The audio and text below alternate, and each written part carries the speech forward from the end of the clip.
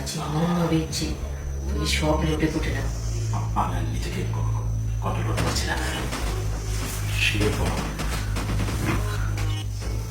আচ্ছা শোনো, যেসব পড়াগুলো দিয়ে গেলাম কালকে কিন্তু মুখস্থ করবা, কালকে কিন্তু আমি এসে নিবো পড়া। ঠিক আছে আর শোনো, সামনে তোমার পরীক্ষা, তোমার ভালো রেজাল্ট করতে হবে। তুমি আমার কাছে পড়তেছো, তুমি যদি ভালো রেজাল্ট না করো তোমার তো বদনাম, সাথে আমারও বদনাম হবে। জি ম্যাডাম। এই যে দেখো, তোমার এটা দেখাই, শোনো এগুলো কিন্তু আমার যে ছাত্র অনেকেই অনলাইনে ক্লাস করে, তো আমি চাই যে ওদের থেকে তুমি উপরে যাও।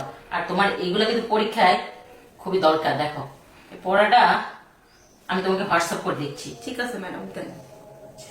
এটা তুমি মুখস্থ করবে, ঠিক আছে? ঠিক আছে। আসলে ম্যাডাম আমি আপনার কাছে পড়ে কিসের জন্য জানেন?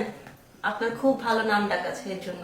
শুধু আমার নাম ডাক হলেই হবে না, আর আমি ভালো পড়াই বিদায় হবে না, তোমারও চেষ্টা করতে হবে, তোমার ভালো করতে হবে। ঠিক আছে ম্যাডাম। আচ্ছা ঠিক আছে, আমি তাহলে এখন আসি, কালকে আবার আসবো। জি ম্যাডাম, আসসালামু আলাইকুম। ওয়ালাইকুম আসসালাম। তোকে আর কতবার বলবো যে মাছের হাজারিতে 2 মাস পর পর মাছ তুলে বিক্রি করতে হয়, তাহলে তো ছোট মাছগুলো বড় হতে পারবে। তোরা কোনো একটা পলিসি ঠিকঠাক মতো বুঝিস না। হ্যাঁ, আরে আমার অনেক কাজ থেকে ছোট বোনটাকে পড়াশোনার দায়িত্ব বুঝিস না, মা নেই বাসায়, সবকিছু আমাকে খেয়াল রাখতে হয়। দেখ সব ঠিক আছে। আচ্ছা রাখ, তোর সাথে বড় কথা বলছি। এই কিছু বলবি? হ্যাঁ ভাইয়া, বল। আমার বাসায় ভালো লাগছে না বুঝছো, আমি একটু আমাদের বাসা থেকে ঘুরে আসি। তুই এই সময় আমার বাড়ি যাবি মানে আলবাদে কাল ধরে তুই ওখানে পরীক্ষা নিরীক্ষার প্রস্তুতি না নিয়ে তুই কেন যেতে চাচ্ছিস? কি হবে, আমি তো পড়তেছি, ম্যাডাম বাসায় আসে আমাকে পড়ায় যায় ভালোভাবে, যাই না। তোকে বুঝতে হবে, শোন। না ভাইয়া, প্লিজ প্লিজ ভাইয়া, ভালো। লক্ষ্মী বোন আমার, 10টা নয় 5টা নয়, একটা মাত্র বোন আমার তুই। আমি তো সব আবদার রাখি, তুই যখন যা বলিস আমি মেনে নিই। আচ্ছা দেখ, এই বিষয় সম্পত্তি, বাড়ি গাড়ি, এই যেমন মাছের ব্যবসাটা, খামারের ব্যবসা, সব কার জন্য খরচ করি, ব্যয় করি, বল সব তো তোর জন্য। আমার এত কিছু চাই না, আমার বাসায় ভালো লাগতেছে না, আমি যাবো তো যাবো। তুই না চাইলে কি হবে? তোকে লেখাপড়া করে মানুষের মতো মানুষ হতে হবে, যাতে এই মহল্লার মধ্যেই, সমাজের মধ্যে আমি গল্প করে বলতে পারি আমার বোন একজন শিক্ষিত মেয়ে। হ্যাঁ, তুই ডাক্তার হতে চাস ডাক্তার হতে পারবি, তুই যদি ইঞ্জিনিয়ার হতে চাস, তুই যদি কোনো টিচার হতে চাস, যেটা করি সেটা হবে, কিন্তু তার জন্য তো মন দিয়ে লেখাপড়া করতে হবে। করতেছি তো ভাইয়া, বলো। এটা তোর ভালো করার জন্য কিন্তু মাসের পর মাস আমি বেতন দিয়ে ম্যাডাম বাসায় রেখেছি। হ্যাঁ, ঠিকঠাক মতো পড়তে হবে। এখন এই সময়টাতে তুই মামার বাড়ি যাস, এই যে 2-3টা দিন গ্যাপ পড়বে, তাহলে এই পড়াটা কিভাবে পড়বি? হ্যাঁ, তুমি টেনশন করো না, আমি ভালোভাবে পড়ে নেবো। তুমি আমার জন্য এত কিছু করতেছো, আমি তোমার মান সম্মান রাখবো, অবশ্যই রাখবো। মানে আমি জানি, মানে যখন তুই যেটা বাহানা করি, যেটা বায়না ধরি, সেটা তোকে করতেই হবে। ঠিক আছে, যেতে যাচ্ছিস, তাহলে আমি তোকে বারণ করবো না। হ্যাঁ, তবে একটা শর্তে তোকে যেতে দিতে পারি। কি শর্ত বলো ভাইয়া? শুধু একদিন থেকে চলে আসবি। আবার যদি বলিস না আমি ওই লেজুর সাথে খেলা আমি করবো, কালকেই চলে আসবো। কি বলা না, শোন, একদম দুষ্টুমি করবি না, শুধু একদিন থেকে গল্প করে চলে আসবি। হ্যাঁ, এখন রেডি হয়ে যাচ্ছে, তুই যেহেতু যাবি, তাহলে এক কাজ কর, ওই লক্ষ্মী ভাইয়া। আয় শোন, এই কাপড় চোপড় পাল্টে ভালো করে সাথে করে রেডি কর, আমি তোকে গাড়িতে উঠিয়ে দিয়ে যাবো। ওকে। যাবি তো যা। তোর ফোন ঠিকঠাক মতো ধরিস না, জানিস কত ব্যস্ত থাকি আমি।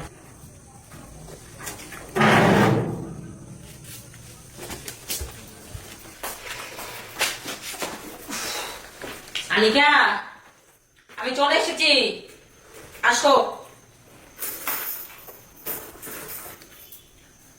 আনিকা, আরে মেয়েটার তো কোনো কথাই শোনা যাচ্ছে না। আনিকা, পড়তে আসো। আরে ম্যাডাম, আপনি চলে এসেছেন? হ্যাঁ, কেমন আছেন? ভালো ভালো। ওই আনিকা কোথায়? ও হ্যাঁ, আপনি প্রশ্ন কথা বলছি। রানিকা, দেখেন না, আপনার জিডি মেয়ে তো, এই বায়না করলো হঠাৎ করে মামার বাড়িতে যাবে। এই আমি আর নিষেধ করতে পারলাম না, আপনাদের ছোট বোন তো, ওরা তো মামার বাড়ি পাঠালাম, ও আজকে আসবে না কালকে আসবে। ও, সেটা তো আমাকে ফোন করে বললেই কত, শুধু এত দূর রাস্তা আসলাম কষ্ট করে। দেখুন না ম্যাডাম, যে আমার একটুও খেয়াল ছিল না, আসলে ওকে গাড়িতে উঠিয়ে দিয়ে আসার পরে মানে কোনোভাবে খেয়াল ছিল না, জানি আপনাকে ফোন করে না করবো। আসলে সামনে ওর পরীক্ষা, কি জন্য ওকে এখন যাওয়া দরকার ছিল। আমি অনেক নিষেধ করেছি কিন্তু মানি। আপনি আছেন কেমন?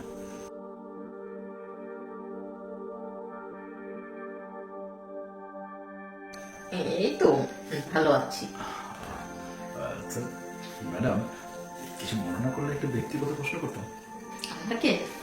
হ্যাঁ, কিন্তু ভাবছি যে প্রশ্ন করাটা ঠিক হবে কিনা। দেখুন না, মানে আজকে আপনাকে এত সুন্দর লাগছে যে বলার বাইরে, কি সুন্দর করে শাড়ি করেছেন, আবার চুলগুলো একটু ছিঁড়ে দিতে পারেন, নতুন করে কালার করেছেন না, দেখতে একেবারে মন জুড়িয়ে যাচ্ছে। ও আচ্ছা, যাই হোক, মানে একটা বিষয় আর কি আমার একটু বলার ছিল। কি বলার ছিল?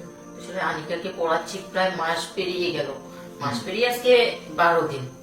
মানে বলতেছি কি, আমার যদি বেতনটা দিয়ে দিতে ও সরি সরি সরি, দেখুন আমার একটু খেয়াল ছিল, টাকা কিন্তু আমার কাছে আছে, আমি চাইলে দিতে পারতাম, কিন্তু খেয়াল ছিল না। আচ্ছা যাই হোক, কোনো সমস্যা নেই। আর আজকে যেহেতু তানিকা বাসায় নেই, ওকে পড়াতে পারবো না, তাহলে আজকে তাড়াতাড়ি বাসায় ফিরবো।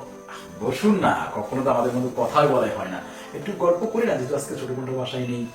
আসলে হয়েছে কি, মানে আপনাকে আসলে আমি বলতে চাচ্ছিলাম যে ম্যাডাম, এখনো কি সিঙ্গেলই আছেন নাকি বিয়ে শাদী করেছেন? আসলে এখনো করিনি, তবে চিন্তা ভাবনা আছে। কেমন ছেলে আপনার পছন্দ শুনি? আসলে সবাই তো টাকা পয়সাওয়ালা ছেলে খুঁজে, তারপরে অনেক হ্যান্ডসাম। আমার এইসবের কোনো দরকার নেই। আমার এমন একটা ছেলে পছন্দ করব যে সে শুধু আমাকেই ভালোবাসবে, আমাকেই কেয়ার করবে। Good, very good idea. এটাই হওয়া উচিত, যে শুধু আপনাকেই ভালোবাসবে।